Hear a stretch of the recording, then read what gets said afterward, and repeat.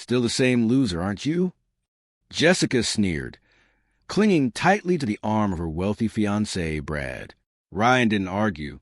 He simply offered her a quiet smile that unsettled her far more than words ever could.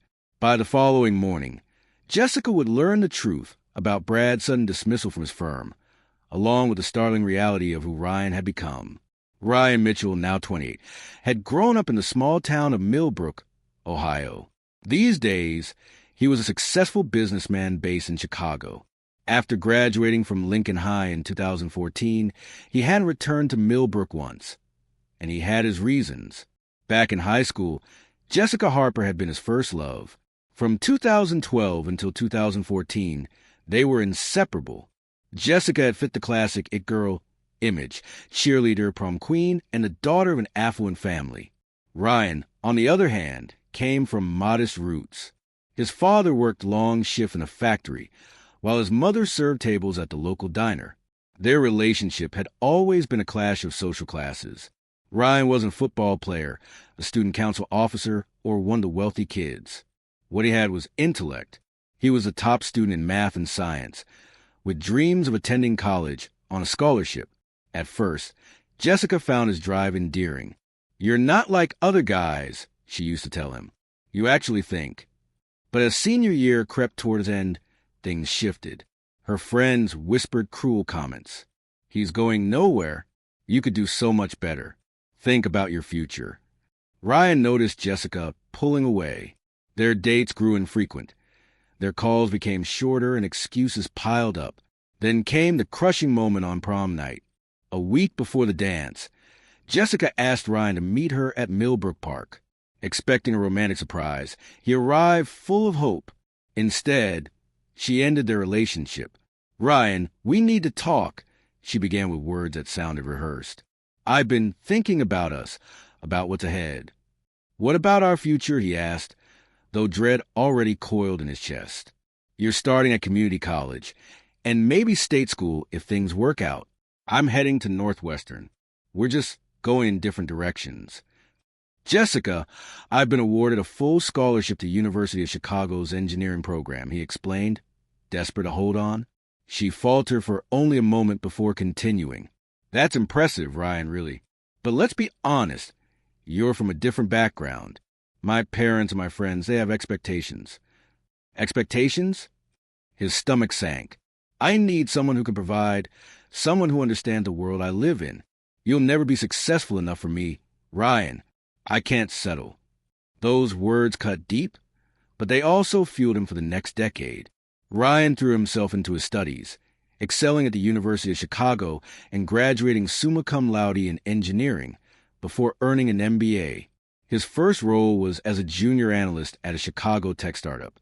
Within 3 years, the company sold for $50 million, and his equity share turned him into a millionaire. At 25, he launched his own firm, Mitchell Strategy Group, specializing in digital transformation consulting for Fortune 500 corporations.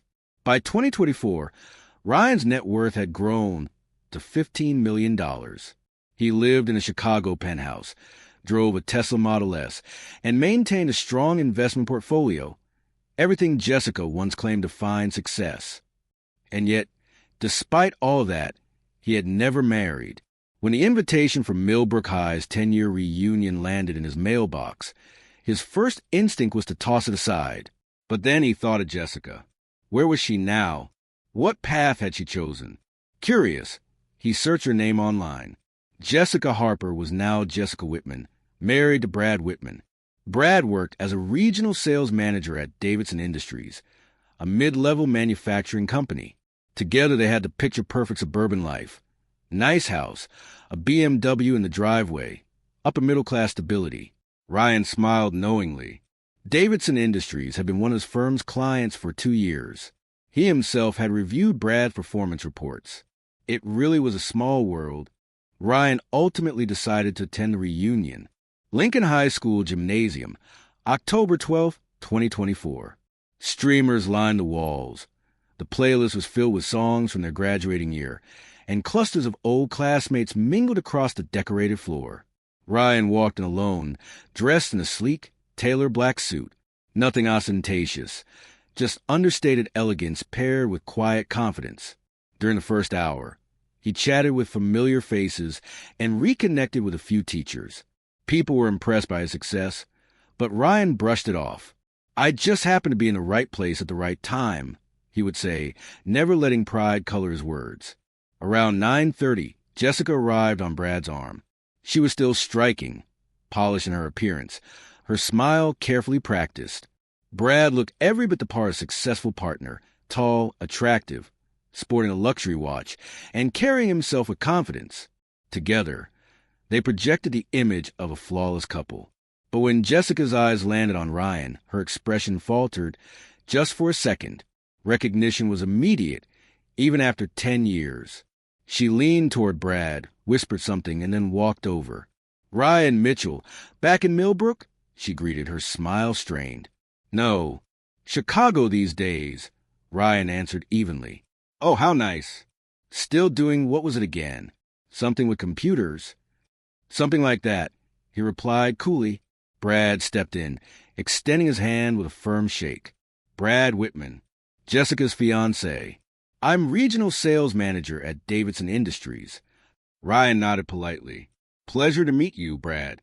Congratulations on the engagement." Jessica couldn't resist a jab.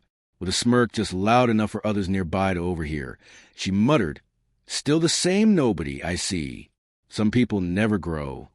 Ryan's lips curved into a calm, almost amused smile that only unsettled her more. "You're right, Jessica," he said softly. "Some people never do." Brad, sensing tension, quickly changed the subject. "So, Ryan, what line of work are you in now?" "Consulting," Ryan replied simply. "Oh, like tech support?" Jessica chimed in dismissively. "Business strategy," Ryan clarified. "I help companies streamline operations and boost profitability." "Sounds interesting," Brad said, though his tone betrayed indifference. The exchange dragged on a few more minutes. Jessica made several cutting remarks about Ryan's modest upbringing and his family's financial struggles during high school. Ryan never once rose to her bait. He answered calmly, always with that quiet, knowing smile. At last, Jessica ended the conversation. "Well, it was nice catching up. Come on, Brad. Let's go find some real company." She tugged him away, leaving Ryan standing there, still smiling faintly. The following Monday morning, Ryan sat in his office overlooking downtown Chicago from a 47th floor. His assistant stepped in. "Mr. Mitchell, you've got an urgent call. A Brad Whitman from Davidson Industries." Ryan's smile returned. "Put him through." The line clicked. "Ryan, this is Brad Whitman. We met Saturday night at the reunion." "Of course, Brad. What can I do for you?" "Well, this is a little awkward," Brad began. "I was called into my boss's office today. They said some restructuring was happening and my position's on the line." "I see. That's tough news," Ryan said evenly. "They mentioned recommendations from an outside consulting firm. And, well, you said you do consulting, right?" Ryan let the silence linger for a moment before asking, "Brad, do you happen to know the name of the firm your company uses?" A pause. "Mitchell Strategy Group," Ryan confirmed. "And who do you suppose Mitchell is?" The silence deepened. "Oh my God, you're the consultant who's been evaluating our division?" "I prefer strategic partner," Ryan replied calmly. "But yes." "Ryan, I had no idea. If this is about Saturday night, about what Jessica said." "Brad, let me stop you there. This has nothing to do with Saturday. Your metrics have been in decline for the past year and a half. Sales down 23%. Client retention at 67. Productivity trailing below industry standards. The numbers speak for themselves." Brad's voice cracked. "But please, you don't understand. I've got a wedding coming up, a mortgage to pay." "I do understand," Ryan said evenly, "which is why the severance package is generous. 3-month salary, health coverage until December, and a strong reference for future roles. Is there any way to change this? Any chance at all?"